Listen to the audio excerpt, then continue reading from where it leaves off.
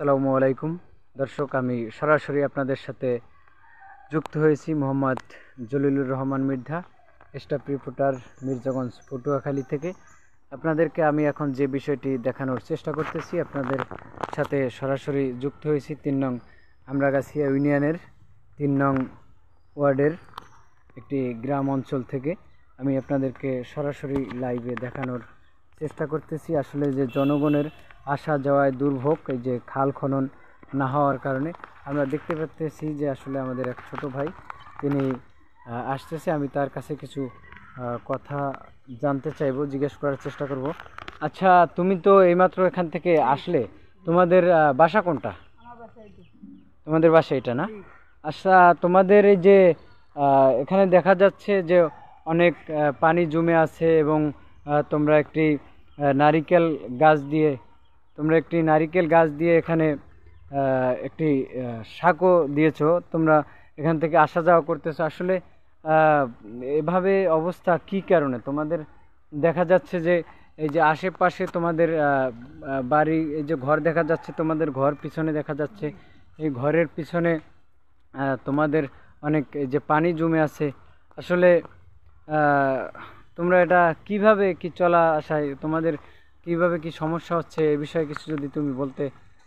আমাদের সমস্যা হচ্ছে যে আমরা এখানে অনেক মানে নোংরা ফেলাই, আমরা তাই জন্য এখান থেকে পানি দিয়ে আমাদের রান্না বাড়ায় কি করতে পারছি না, যে আমরা গাং করা থেকে আনি। এই গাং আছে আমাদের সামনেই, অনেক দূরে, আমাদের কষ্ট। হ্যাঁ, আসলে দেখা যাচ্ছে তোমার আশেপাশে অনেক নোংরা হয়ে আছে এবং আচ্ছা, আপনারা দেখতে পাচ্ছেন সরাসরি সংবাদ ৭১-এর লাইভে আপনাদেরকে দেখানোর চেষ্টা করতেছি যে আসলে আশেপাশের পানি নোংরা হয়ে আছে এবং আপনারা দেখতে পাচ্ছেন যে সাইডে আমরা দেখতে পারতেছি এই যে ছোট ভাই ওদের বাড়ি দেখা যাচ্ছে, ঘর দেখা যাচ্ছে। এখান থেকে ওই মাত্র আসলো, আমি আসলে একটু বেরিয়েছি, আমি বাসায় যাচ্ছিলাম। এর ফাঁকে আমি দেখতে পাচ্ছি যে আসলে এই এলাকায় পানি খুব নোংরা এবং আমরা এই সামনে একটি ড্রেন দেখতে পাচ্ছি, মানে ড্রেন বলা হয় অথবা আমাদের গ্রাম অঞ্চলে এটাকে ছোট বক্স কালভার্ট বলা হয়। এই কালভার্টটার সামনে অনেক নোংরা হয়ে আছে এবং ময়লা জমে আছে। আপনাদেরকে সরাসরি আমি লাইভে দেখানোর চেষ্টা করতেছি। এর সাথে যে আমরা সাইডে দেখতে পারতেছি যে খালটি এখন অনেক বছর ধরে খনন হচ্ছে না, আমি জানতে পেরেছি। আসলে তোমাদের যে এই খালটি তুমি কিভাবে দেখতেছো যে আসলে এখান তো তোমার এই যে এই সাইড থেকে যে বাহির সাইড থেকে ভিতর সাইডে যে পানি আসা যাওয়া করে, এই পানিটা তো আসা যাওয়া হচ্ছে না। আমি দেখতে পাচ্ছি যে আসলে খালের সাথে তোমার বাড়ির সাইডের যে পানি সম্পূর্ণ অ্যাডজাস্ট হয়ে আছে, বৃষ্টির পানি। হ্যাঁ, আর কোনো দিকে যায় না। আচ্ছা, পানিটা তোমার এভাবেই জমে থাকে। আর যেদিন শুকনো সিজন আসলে কমে যায় পানি। আচ্ছা, তো আমরা দেখতে পাচ্ছি আসলে যে এখন আমরা দেখতে পাচ্ছি যে বৃষ্টির পানিগুলো হয়েছে, এই পানিগুলো সম্পূর্ণ জমে আছে। সরাসরি আমি সংবাদ ৭১-এর সাথে যুক্ত হয়েছি এবং দেখানোর চেষ্টা করতেছি। ছোট ভাইকে কাছ থেকে অনেক কিছু আমি জানার চেষ্টা করতেছি এবং সরাসরি আপনাদেরকে দেখাচ্ছি আসলে এখানে অনেক পানি জমে আছে। এর সাথে যে সাইডে আমরা দেখতে পাচ্ছি অনেকে বাগিচা করেছে, গাছ লাগিয়েছে, সেগুলো আপনার পানিতে ভরে গিয়েছে এবং আপনারা আরও দেখতে পাচ্ছেন যে আমি যে রাস্তাটিতে দাঁড়িয়ে আছি এটাকে ইটের রাস্তা বলা হয়। এই রাস্তায় আমি দাঁড়িয়ে আছি, এর সাইডে আপনার একটি দেখা যাচ্ছে যে সামনে একটি কালভার্ট আছে ৩ নং ওয়ার্ডের ৩ নং আমরাগাছি ইউনিয়নের। এবং খালের যে পানি আমরা দেখতে পাচ্ছি আসলে পানি প্রচুর পরিমাণে নষ্ট হয়ে গিয়েছে এবং প্রচুর নোংরা দেখা যাচ্ছে। আপনারা সরাসরি আপনাদেরকে দেখানোর চেষ্টা করতেছি, আপনারা দেখতে পাচ্ছেন। এবং এই খালটি অনেক বছর ধরে খনন না হওয়ার কারণে জনগণের দুর্ভোগ হচ্ছে।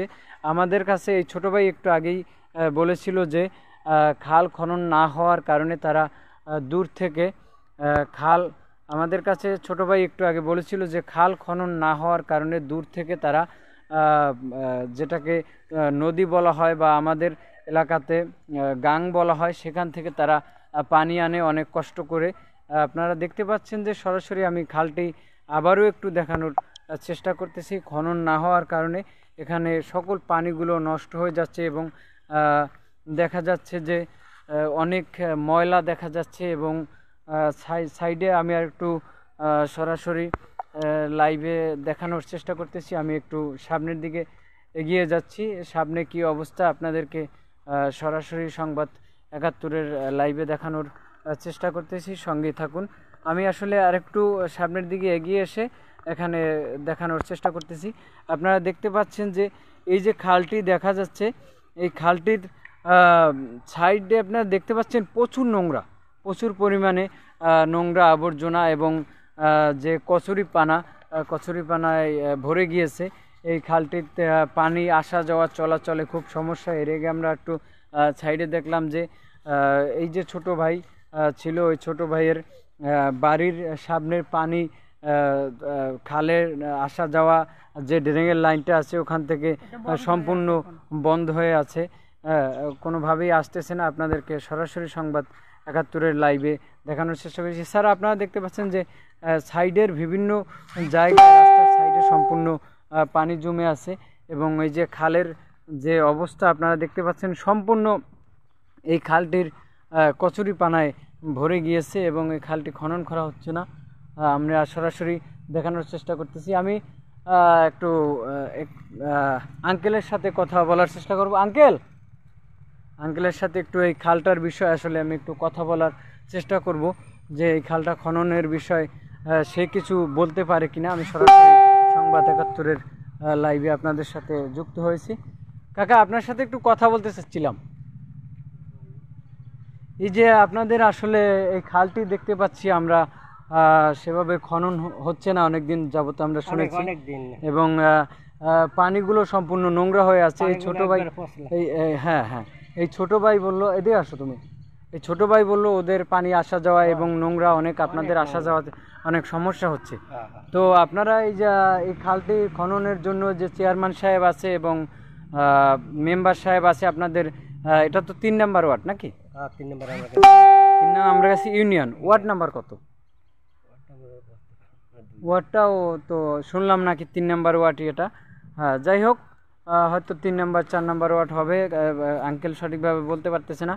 তো আসলে এই খালটা খননের বিষয়ে আপনারা কিছু যদি টিউন অফিসে বা এখানে দরখাস্ত এভাবে কিছু দেওয়া হয়েছে? তো আপনারা, যাই হোক, আপনাদেরকে সরাসরি আমি দেখানোর চেষ্টা করলাম, আঙ্কেলের সাথে কথা বলার চেষ্টা করলাম, কথা বললাম। তো ধন্যবাদ আপনাকে সংবাদ ৭১-এর সঙ্গে থাকার জন্য। ঠিক আছে, আপনারা দেখতে পেলেন যে আমি এক আঙ্কেলের সাথে কথা বললাম এই বিষয়ে। তো সকলকে ধন্যবাদ সংবাদ ৭১-এর সঙ্গে থাকার জন্য।